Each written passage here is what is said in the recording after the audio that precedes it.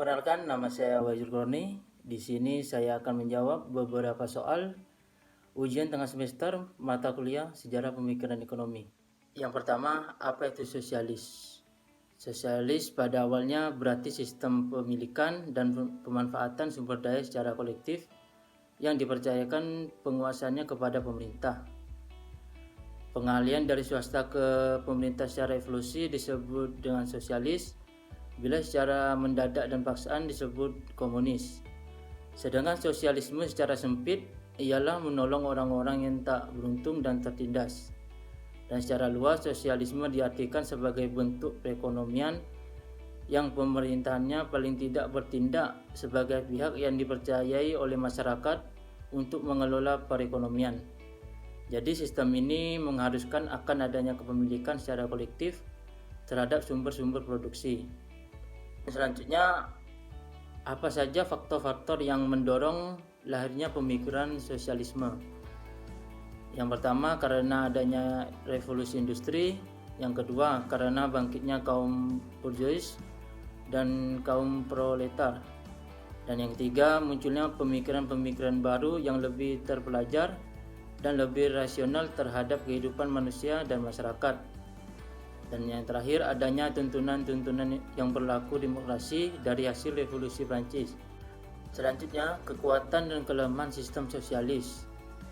Kelebihan sistem ekonomi sosialis yaitu sebagai berikut. Pemerintah bertanggung jawab sepenuhnya terhadap suatu perekonomian.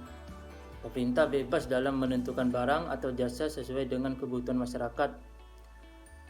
Pemerintah juga mengatur dalam distribusi hasil dan produksi, mudah melakukan suatu pengelolaan dan pengawasan, pelaksanaan pembangunan lebih cepat karena sudah disusun dalam suatu perencanaan. Kelemahan sistem ekonomi sosialis adalah yang pertama, hak milik pribadi tidak diakui. Yang kedua, potensi inisiatif dan daya kreasi masyarakat tidak berkembang. Dan yang ketiga, segala sesuatu kebijakan pemerintah harus dilakukan oleh rakyat dan pemerintah sifatnya paternalisme. Bagaimana mengatasi kelemahan-kelemahan yang terjadi pada sistem sosialis? Sistem ekonomi sosialis mempercayai bahwa pada dasarnya manusia memiliki kecenderungan untuk bekerja sama. Kepercayaan ini menihilkan fakta bahwa terdapat persaingan yang bisa timbul antar manusia. Keadaan yang seperti inilah yang mengakibatkan sistem ekonomi sosialis menjadi sulit untuk diterapkan secara penuh. Oleh sebab itu, maka tingkat persaingan tetap harus dimunculkan agar masyarakat tetap kreatif dan kritis. Dikarenakan setiap anggota masyarakat telah memiliki peran yang diatur oleh negara. Keinginan untuk menjadi wirausaha pun berpotensi menurun. Dampaknya adalah tingkat inovasi yang cenderung lebih rendah jika dihadapkan pada sistem kapitalis.